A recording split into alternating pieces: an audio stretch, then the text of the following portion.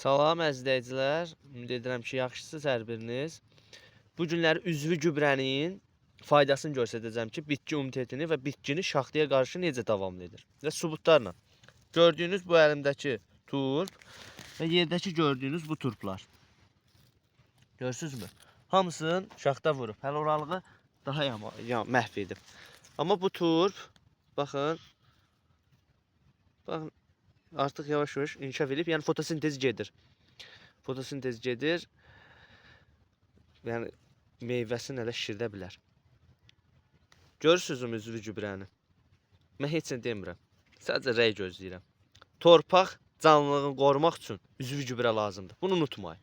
Üzvü gübrə mütləq lazımdır. Bu peyin olsun, leonard olsun, biohumus olsun, dəniz yosunu olsun, fərq etmir. Üzvü gübrə lazımdır.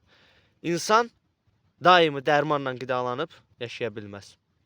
Keşniş də yeməlidir, tərə də yeməlidir, pomidor da yeməlidir, xiyar da yeməlidir və s. Tərə və səbzə bitkilərini yeməlidir. Bitki də yeni insan kimidir, bir dənə dili yoxdur, amma canlıdır. Rəylərdə gözləyirəm, bəyənib, takip etməyi, paylaşmağı unutmayın. Dəstəyinizi gözləyirəm.